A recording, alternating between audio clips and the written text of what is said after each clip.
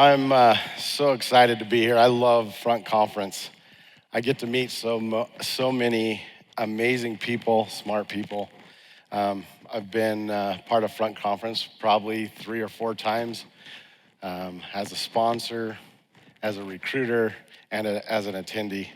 I want to tell you a little bit about myself. I grew up in a small town called Tulare, California. That town has more cows than people, and I grew up on a dairy. I worked on a dairy every summer, and I hated it. I hated cows. They kick you, there's manure everywhere, and I vowed to myself my senior year that I would never work with animals, cows again. So I went to the technology world. This is my family. I have 4 kids, 3 boys, a girl, 2 dogs, and my beautiful wife. This is us. We are down in the bottom of Coyote Gulch. Have any of you ever been there? Great hike, great hike. It challenged me and showed how old I am. I really appreciate that. I work for a company called Vendor. We're a SaaS buying platform. We have come from a fully services company to an all-out product company that helps customers save time, money, data backend insights, and renewal management. It's been a blast. When I first interviewed with the company, I interviewed with our previous CTO. Her name was Carrie Munns. And she asked me, I asked her when I was interviewing, why did you come to Vendor? And her response to me was, I love that our product helps people.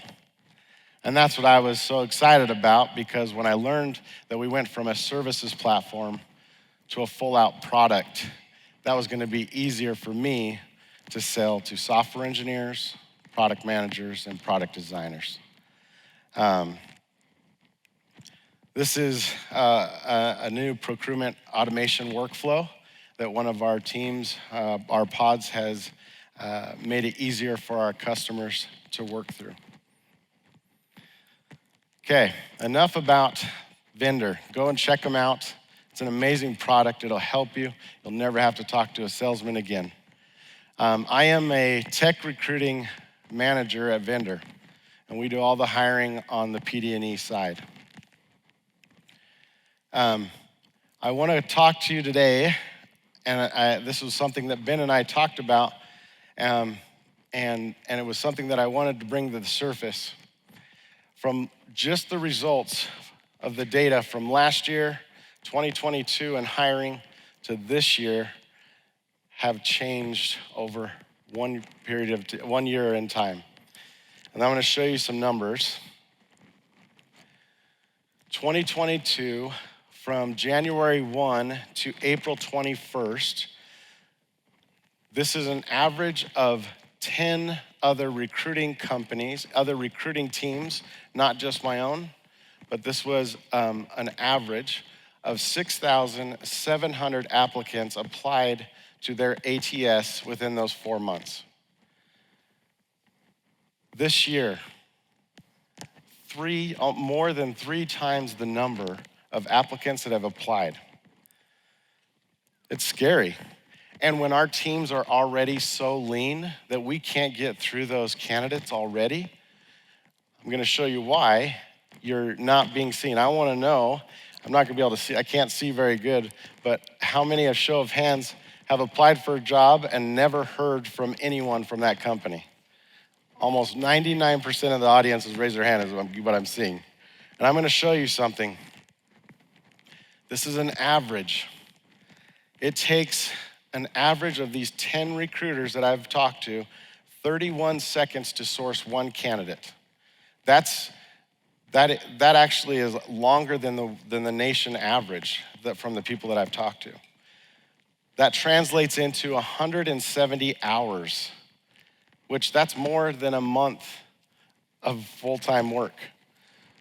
That's a long time. And on top of everything else that we're doing with hiring managers and meeting with them and building job descriptions, creating scorecards, getting feedback from hiring managers, which some of you out there are horrible at giving feedback to recruiters. It's hard. We can't get through these candidates. It's almost impossible. So what I'm going to do today is show you how to show your application from a sea or a crowd of resumes or applications to this.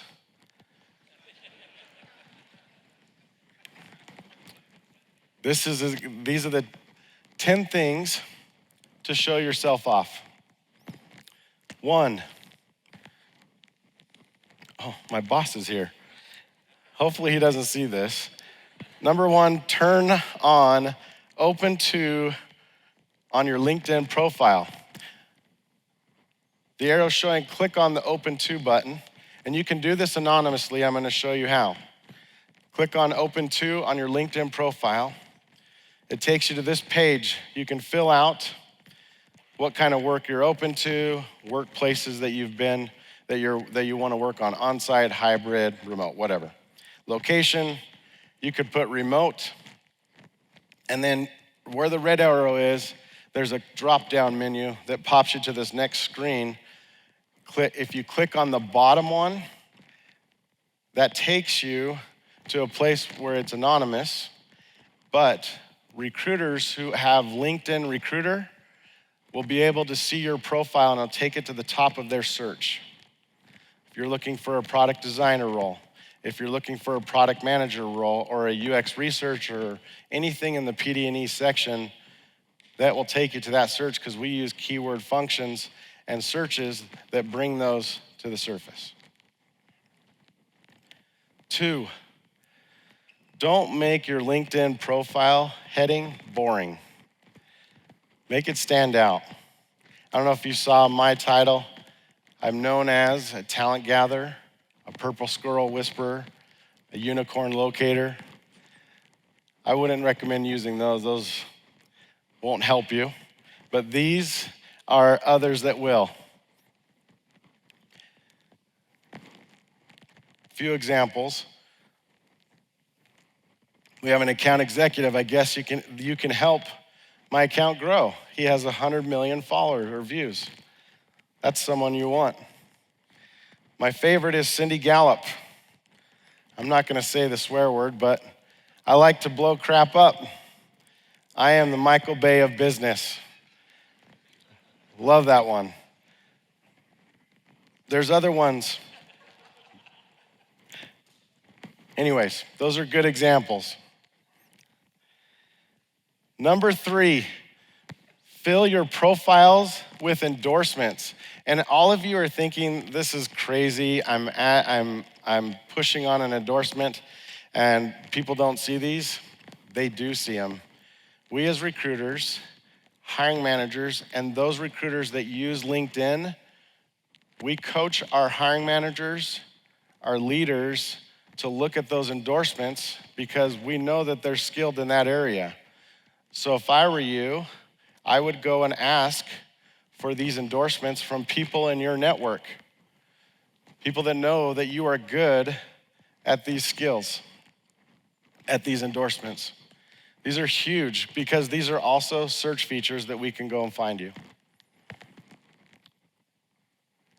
4, get those recommendations. These are like references at the end of a job interview. I would ask a few key people to write a LinkedIn recommendation for you, specifically to the job that you're applying for or the skill set that that job description is asking for, so that you can be shown by the hiring manager or a peer or someone that you've worked with in the past that you do exactly that skill. If any of you have ever done this, you can go to LinkedIn. There's a section below. You click on it right below your profile and you can ask for a recommendation. Send it to them and ask for those specific requirements that you're requesting. And they can leave those recommendations on your LinkedIn profile. And I'm telling you, as a recruiter of 17 years, this is one of the things that I go and look at all the time. A lot of times, people that I want to work with are kind, are easy to get along with, and are team players. And a lot of that will show up in these recommendations. Number 5, join groups. And what I mean by that is, there are groups like Product Hive, Mind the Product, Slack channels, Facebook groups. I just started using Facebook groups a year ago, started searching and started communicating with people on Facebook Messenger. Discord, we're part of our tech stack is called the Legit Stack. We use Lambdas, Elm functional programming, we use GraphQL, and immutable TypeScript. We're part of a TypeScript community on Discord where we're out chatting with engineers who are super active, who are talking, who are part of those groups. That's how we go and find people, because we know that they're working on TypeScript. We know that they're doing that technology. Be part of these groups. They're so important.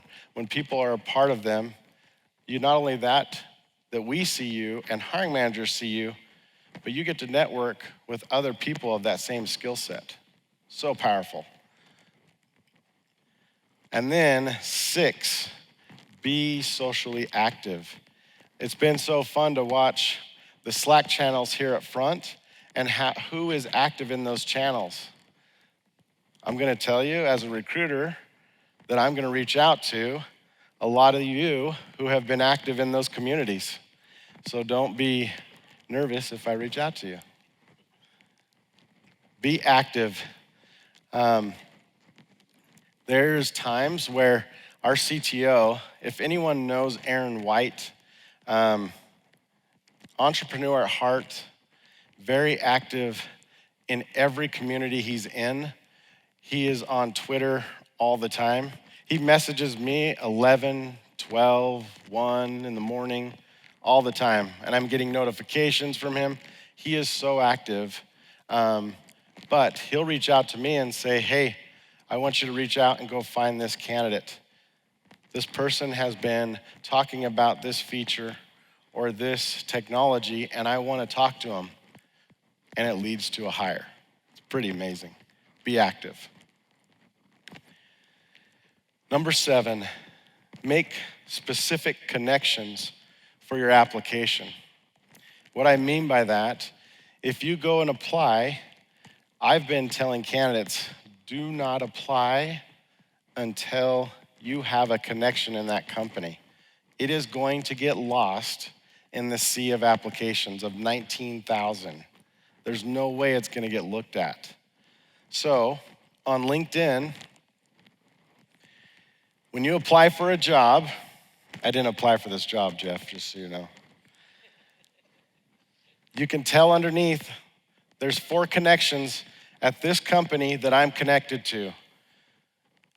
You click on those connections and you send a message to those people. If you message them on LinkedIn or you find them on other Slack channels, reach out to them and ask them to endorse you or to give you a good reference to get an interview at the company. I promise you that you will get an interview, because at our company and my past companies that I've been at, referrals have been our number 1 source of hiring.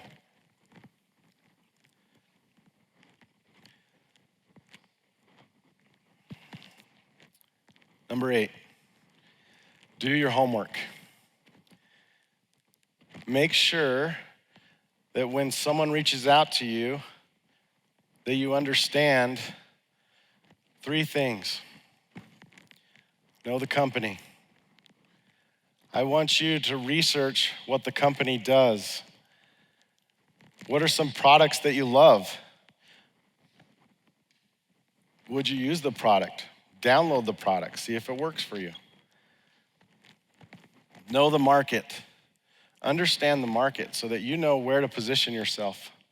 This is so crucial, and understand where the company's market is going to be best for you. And then know the people. Please take your time, do the homework, research, understand who your CTO is, understand who your CPO is, your directors, other peers. The more you know, the better off you'll be in the interview. You can ask questions. They're conversation starters. They're great for you to know, and the more knowledge you have, the better. Number 9, create a winning online portfolio. Now, I am not a creative person, but our directors of product design, product management, UX research team all want to see a portfolio. This is what they're requesting from us to deliver to them, okay? They want to see these 3 things. Design work. We want to see past projects that you were a part of, and not that you were just a part of, but actual projects that you owned, that you facilitated and you led. 2, case studies. They want to see case studies that define to someone that would not understand what feature that you're working on, a project that you're working on. They want the definition laid out and be able to see and understand very clearly your case study. And then wireframing. They want to see the research. They want to see and understand your thought process. They want to know how you think about this. Those are the 3 things that our hiring managers and other hiring managers that I've interviewed in the last month that have requested for me, out of all the other things that they've asked for, these are the top 3 that have come up every time. And here are some questions that you should answer in your portfolio as well. What specific problem did you seek to solve? What discovery or research did you conduct to understand the problem space? Who was the customer, persona? What were their needs? How did you iterate towards a solution? What was your role? Who else was involved? What was the timeline? Did it ship? This is what they want to see in your portfolio.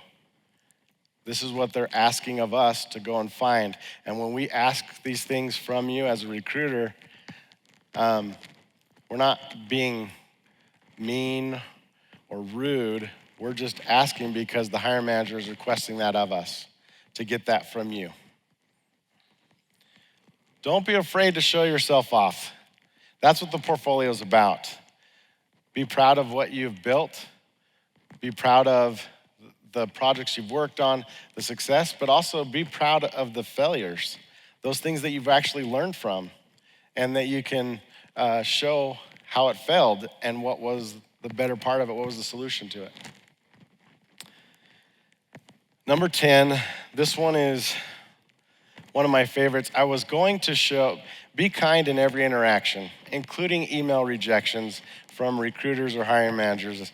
And the reason why I'm saying this, I was going to show a bunch of emails that I've got in return after rejecting a candidate, but I can't show them here because I started blocking out the swear words, and it took out almost every sentence, so you couldn't even see it. But I'm going to tell you this. If you reply with a bad email that has those bleep words, I promise you that they're being shared with hiring managers and they're being shared with other peers on the team and other recruiters, which puts you, I'm not trying to say that we dodged a bullet as in a company by not hiring you, but that kind of shows what type of person you are. So please, be kind in every interaction. even if you do get rejected, it's okay. Gather that feedback. And we, as recruiters, I apologize, we are going to do our best to gather that feedback from our hiring managers. Sometimes it's difficult. They've got a lot on their plate. All of you to have a lot on your plate. We're trying to gather that feedback so we can give it back to you. But when you return your email, I would reply with something that's gonna leave an impression on us.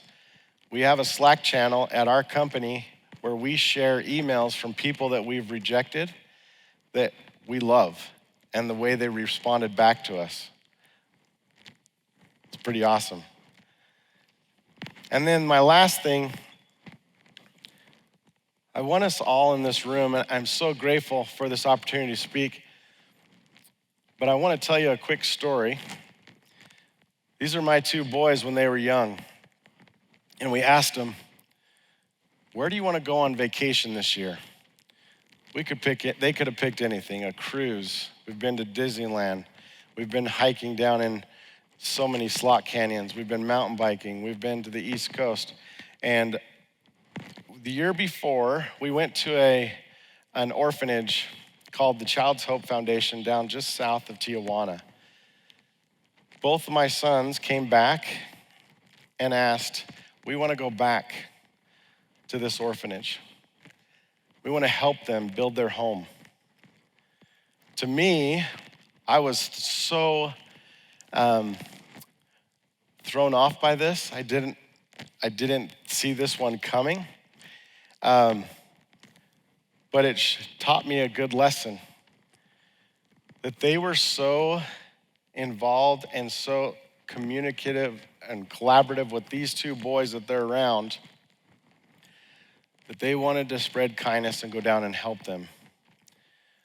So what I'm telling us today, let's make the world a better place, and let's spread kindness in every interaction that we can, whether it's on social media, whether it's through email, whether you're on a phone call, a text message, I don't care what it is, but let's spread kindness wherever we can to make the world a better place. Thank you.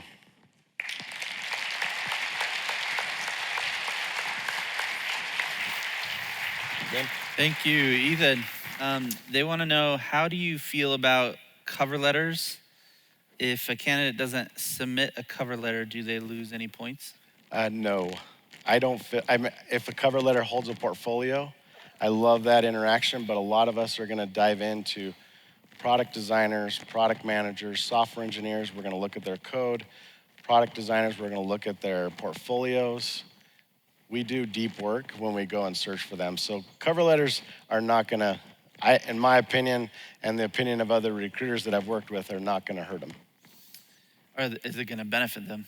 Yeah, it could. Yes, absolutely. Okay. Especially if they put information like the portfolio and other types of work like that on there. Okay, cool. This one's a bit long. I'll try to get through it to give you the detail. But I've tried LinkedIn connections to get a warm introductions many times, but 99% of the time the person responds with, "Sorry, I don't know him or her." It drives me crazy that there are so many connections between people that don't know each other. It defeats the purpose of LinkedIn. Any advice on how to make that work, or other ways to get a warm introduction? Yeah, first this happens to me all the time, but I'd go back to try to make a connection with someone that you know that knows that person first. And then second, do your homework. Find out about that person. Find out what that person has done in the past. Find out where that person has worked. Make a comfortable, and I guess I don't know if I want to say comfortable, but make a very, I don't know what the word I'm looking for is, a conscientious attempt to reach out to that person and make it meaningful. That's what it is, a meaningful connection. Once you make that meaningful connection, if you know someone or whatever that intent is, that person's gonna connect with you. That's the best advice I can give on that.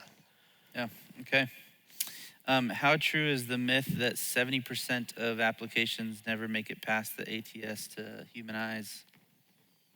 It's pretty accurate It's when pretty the accurate. numbers are that high. Yeah. Last year, 2022, it was definitely a candidate market. And the reason why I say that, on my side, on the technical side, we had to source every candidate that we hired last year. This year, we open a job and we're flooded with resumes that we don't even have time to get through them. I have one job that we opened 2 days ago. It already has 500 candidates in the applicant tracking system, which I'll never have time to get through all of those candidates at all. So they do get lost. Last year was completely different than this year, but I would definitely make a connection first before you apply. I'll add on to this. I don't know if it's a part of it, but is there any way to get into that 30% to pass the ATS? Any tips and tricks? Well, if you do, if you're a product manager, or if you're a product designer, or UX researcher, or even an engineer, I would add any work or projects or portfolios that you have in the application. A lot of people that apply in those roles don't add those until we ask for them. I would totally, if I were you, if I was a product designer, or if I was a UX researcher, I would add those portfolios so that you're being noticed and we see the work that you've done immediately. That would be my advice. Lessen the effort. It's more likely that you'd skip over somebody that doesn't already have the work there ready Yep. to show you versus not. Okay. All right. Any tips on curating a portfolio when the bulk of the work done is under NDA? I was wondering if that question would come up. If you do, a lot of the people that we work with, or a lot of people we want to work with, have external projects that you're working on the side. Those are projects that I would add to my portfolio.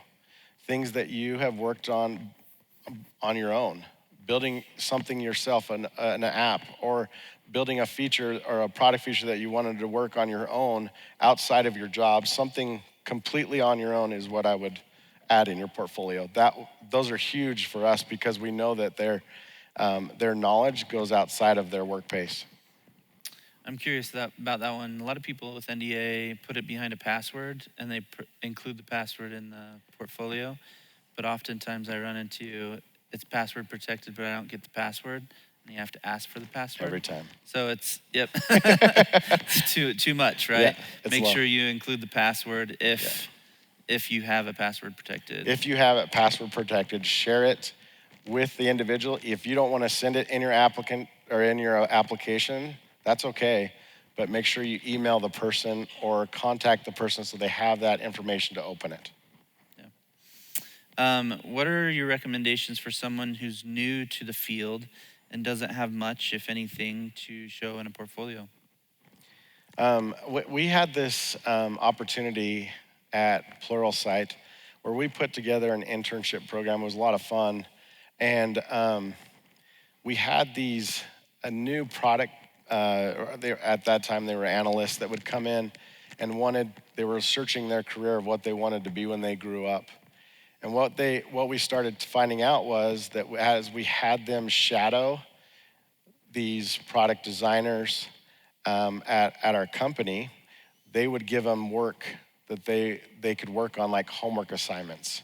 They weren't tied to the code base that we have at Pluralsight, but it was an actual product, an actual feature that we wanted them to work on.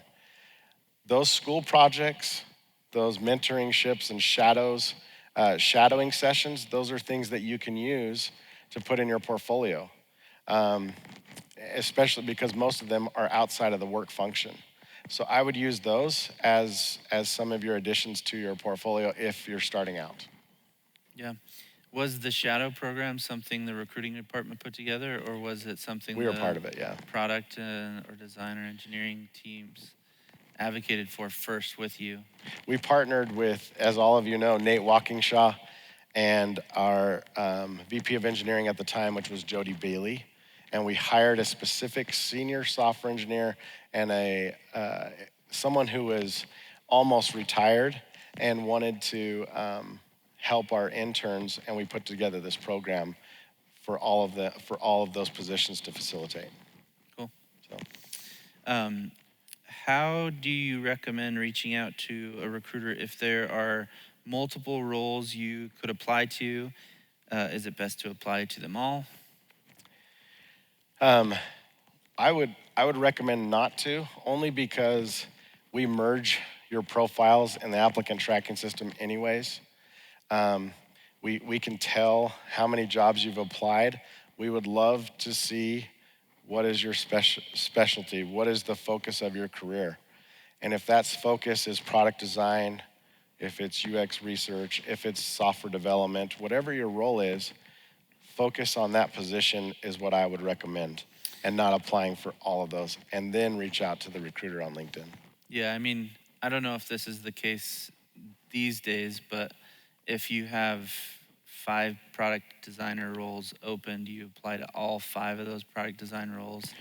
Or does it sounds like you just merge that into one We merged the application? Yeah, we merged the application. The reason why we post multiple positions of the same role, a lot of times they're on, in our company, for example, right now, they're in different pods.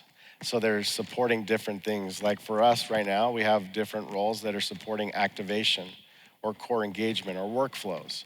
And that's why they have different descriptions. So go down, and when you read in between the lines, you're gonna see, oh, this person, this job, or this product designer is focusing on activation. You know what? I just talked to a candidate that applied for a workflow one, but he was more suited for the activation role, so I just moved him myself. But I saw that when I sourced him, I saw that he was focused on an activation piece, which I wanted to talk to him. So I would definitely apply for one. If you apply for many, all I'm saying is it makes you look like you're not desperate, but you're applying for a lot of roles to get your foot in the door. That's all. Okay. What should a project or a product manager portfolio look like when most designs and execution might better reflect a teammate's work rather than their own? Yeah, that's a hard question, and the reason why that is because even in my presentation today, our hiring managers, our executive, even you, Ben, when I worked with you. Yes. Ben and I worked together too, and I actually hired Ben. It was a lot of fun. Can I have your recommendation, please? Yes, absolutely. On LinkedIn. I'll write that today. Okay, great. But I told you in my presentation that it's important. Where was I going? I don't know. I messed you up. About me. What were you going to say? Oh, yes. Hiring managers want to see the projects or the portfolio work that you've worked on specifically. And if you don't have that, then it's okay to put your portfolio on projects that you've been a part of, but then just outline and define what it was in the portfolio that you did. What was your role in that project? Does that make sense? Instead of the whole project, just talk about what you did. Are you referring to the way that I put that in my portfolio? Yes. Okay, yeah. There you go. All right, last question. No longer relevant to me, but how important is a college education these days? Is it just all about the portfolio and not the formal education? Formal education, I'm always going to say, is very important to me, because that's where you learn the basics of your role, of your position of business. But on top of all that, industry experience is the best, and that's what we look for. And if it's coupled with a degree, you're definitely going to outwin the next person to you that applied. Okay. Well, thank you so much, Ethan. Let's give him another round of applause. Thank you.